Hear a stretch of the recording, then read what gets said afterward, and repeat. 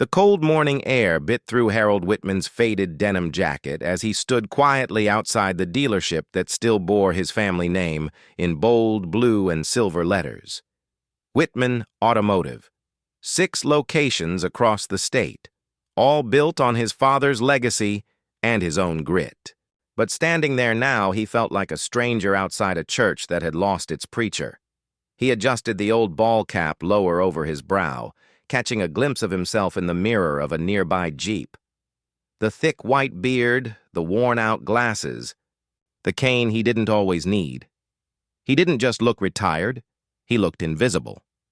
And that was exactly what he wanted. This wasn't just another visit.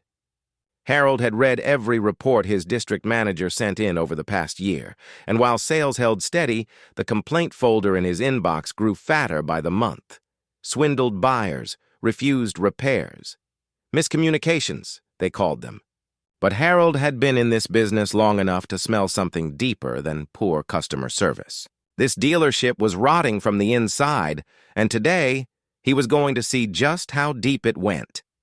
He limped inside, the buzz of the showroom washing over him like a fake smile. New leather seats, stale coffee, and enough cologne to drown a skunk. A young man in a tight blazer and slicked back hair clocked him from across the room and approached like a wolf in loafers. "Morning, sir," he said too brightly, thrusting out a hand. "Looking for a new ride today?" Harold gave him the slow blink of an old man with nowhere to be. "Just looking. Maybe a truck. Something reliable. Nothing too fancy." The young man's name. "Tag," read Derek. His smile stretched like taffy. "Oh, we got just the thing, sir. Come on, I'll show you a beauty we just serviced." Derek led him to a shiny black pickup near the front windows and tapped the hood like he'd personally rebuilt it. "This one here's got a brand new engine. Put in just last week. Clean work. Drives like a dream." Harold's face didn't change, but his stomach turned. That truck hadn't had a new engine in a decade. He remembered it clear as day. Nothing more than an oil change, a replaced filter, and a detailed wash to make it look new. He made a mental note. Lying about an engine? That wasn't salesman sleaze. That was fraud. He played along, leaning on his cane. "Brand new, huh? That must have cost you." Derek nodded, grin never faltering. "Sure did. That's why the sticker's a tad high, but trust me, worth every penny. Still smells new inside." Before Harold could press him further, a young woman's voice sliced through the air.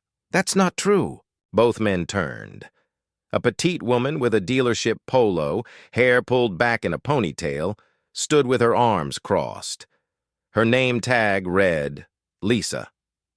Derek's smile evaporated. "Lisa, not now," he hissed. She didn't back down. "You know that engine. Wasn't replaced. We just did a tune-up.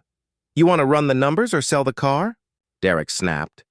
Lisa looked at Harold, really looked at him, and then walked off, fists clenched at her sides. Derek laughed awkwardly. "She's still learning the ropes. Don't worry about her." But Harold was worried. Not about her, about him. "Say," Harold croaked, "what kind of warranty comes with this beauty?" Derek didn't miss a beat. "Full year. Bumper to bumper, no extra cost. Parts and labor." Another bold-faced lie. Harold nodded slowly. "And if I need time to think on it?" Derek's tone dropped an octave. "Honestly, sir, I got another fella coming in at noon. If you wait, truck might not be here." Harold chuckled low. "Ain't that something?" Derek leaned in. "I can knock off a few hundred if you're ready to sign right now." That was the final straw.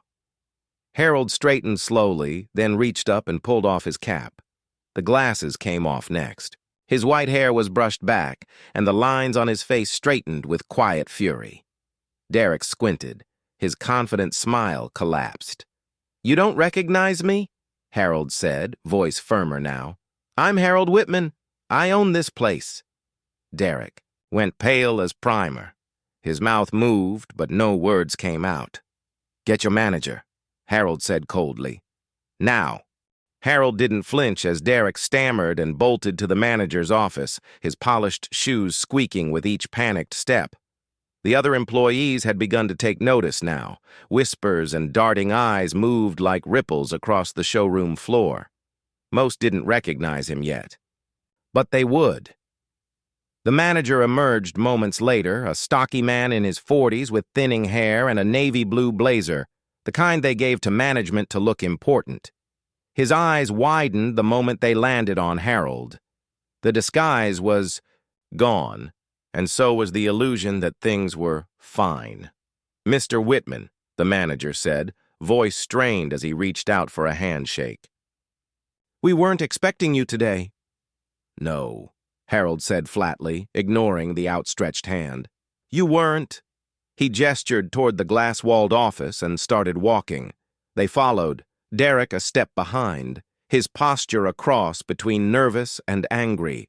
The moment the office door shut, Harold turned to face them both. "You lied to me," he said to Derek. "To my face, about the engine, about the warranty, about pressure to sign." Derek's mouth opened. "Look, sir, it's just sales. Everybody expects a little—" "Don't!" Harold snapped. "Don't insult my intelligence, son. That wasn't exaggeration. That was a hustle." He turned to the manager. "And where the hell were you while this was happening?" The manager stiffened. "I was on your phone, 3 feet away while your salesman was committing fraud." Harold's tone was quiet, but every word landed like a hammer. The manager looked at Derek. "Derek, is this true?" "He's overreacting." "No," Harold interrupted. "I'm underreacting." He took a step forward. "This place has my name on it. I built it from the ground up with my father, and now it's rotting under your watch." Derek crossed his arms. "You think customers don't play games? Waste our time? Haggle for hours? We're just trying to close deals?" Harold's jaw clenched. "Then you do it honestly. Or not at all." He turned to the manager. "How long has this been happening?" The man hesitated. "It's not widespread." Harold stared at him. "You hesitated. That tells me it is. And worse, you let it happen." Neither man responded. Harold stepped back. "Derek, you're suspended, effective immediately. I don't care if you come back or not. Frankly, I'd rather you didn't." Derek's face flushed with rage. "You're making a mistake." "No," Harold said coldly. "I'm correcting." "One." Derek stormed out. Harold turned to the manager. "I want every deal from the past 6 months reviewed. Every lie, every mistake, every warranty scam. If we cheated someone, we make it right. I don't care what it costs." The manager's voice wavered. "That's going to be expensive." Harold leaned closer.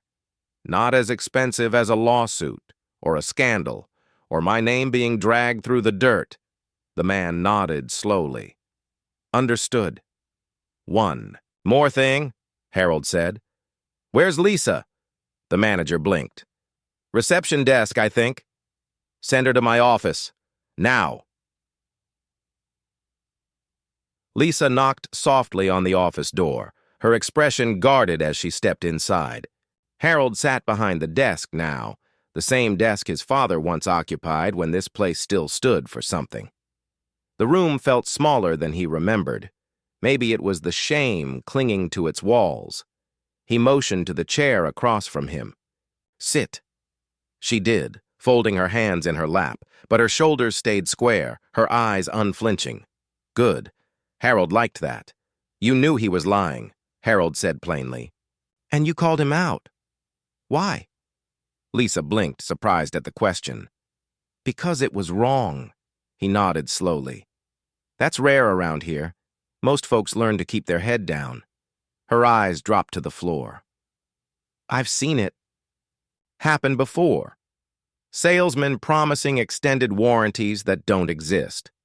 Charging dealer fees that no one explains. People walk out thinking they've got a deal until something breaks and the fine print bites back. How long have you worked here?" "Almost a year." "And the manager? What's he doing about it?" Lisa hesitated, then spoke carefully. He doesn't say anything directly, but he wants the numbers to look good, and he doesn't ask questions when they do. Harold sat back, jaw tightening. So the rot wasn't just Derek, it was systemic. They weren't just lying to customers, they were covering it up, smoothing it over with freebies and discounts to keep complaints from reaching corporate. From reaching him. Lisa continued. There have been times customers came back furious, threatening legal action, but the manager just threw them a coupon and sent them on their way. Harold exhaled through his nose. How many other salespeople are playing the same game? She glanced toward the glass. Most. A few are decent. Some just go along because they don't think they have a choice. He let her words settle. Didn't think they had a choice. That hit harder than he expected. This wasn't just bad behavior, it was a broken culture. I'm going to fix this, he said. Lisa tilted her head, uncertain. You really think you can? Harold looked her dead in the eye. Not alone. That's why I need people like you. People who still give a damn. She straightened, caught off guard. Me? You spoke up. You didn't flinch. That tells me you've got guts and integrity. I don't just want that, I need it. Lisa seemed to weigh his words, lips pressed in thought. What happens to the others? If they can't sell cars honestly, they're gone. If they're willing to learn, I'll train them myself. She hesitated again. It's not just the people. It's the expectations. The way they're taught from day one to manipulate, push, stretch the truth. If they're going to change, they need to know they won't be punished for doing the right thing. Harold nodded slowly. That was my failure. I let this place run itself. Trusted too much. That ends now. Lisa looked at him differently then. Not as a CEO, but as someone who finally gave a damn. If you had the power to make one change right now, Harold asked, what would it be? She didn't hesitate. Transparency. No more fast talk. No more buried fees. Treat people like they matter. Harold smiled, just slightly. Then that's where we start. Harold stepped out of the office and into the center of the showroom, his presence now unmistakable. Conversations quieted. Phones were slowly set down. Employees glanced at one another, unsure whether to pretend to be busy or brace for a reckoning. Didn't raise his voice. But the weight in his tone made the entire floor stop cold. I'm sure by now, he said. You all know who I am. A hush spread like spilled oil. Even those who hadn't recognized him earlier now stood frozen, faces pale, hearts thumping. I didn't come here today to shake hands or hand out bonuses. I came because I had a hunch. Something wasn't right at this dealership. Turns out, I was correct. No one moved. A few eyes dropped to the floor. I was lied to, blatantly, about an engine, a warranty, and a sale, not by one bad apple, by a system, and that system grew while I looked the other way. His eyes swept across the room, stopping at every familiar and unfamiliar face. Let me make something very clear. That ends today. He let the silence stretch. No more lies. No more games. If a car's been sitting on the lot for months, say that. If a warranty's 30 days, tell the customer that. If someone has to lie to close a deal, they have no place here. In the back, Derek stood near the exit, arms crossed, jaw tight. He hadn't left yet, but he knew he was done. Lisa stood closer, watching everything with quiet resolve.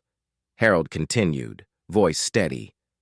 You might think people expect to be hustled, that they're used to it. That doesn't make it right, doesn't make it smart, and it sure as hell doesn't make it acceptable under my name. He turned to the manager, standing like a statue near reception. Starting today, every deal from the last 6 months will be reviewed. If we find dishonesty, we fix it. Refunds, service, apologies, whatever it takes. And every employee here will go through new training on ethics, on respect, on decency. A murmur moved through the room. Some looked uncomfortable, Some looked relieved. If you refuse, you leave. Simple as that. Harold paced slowly, making sure everyone saw him. Not just the boss, but the man who built this place from dirt. This business carries my father's name, my name, and I refuse to let it represent greed, manipulation, or fear. This dealership will stand for honesty, even if it costs us in the short term. He stopped, locking eyes with Derek. Some people don't want to change. That's fine. This isn't a place for them anymore. Derek didn't respond.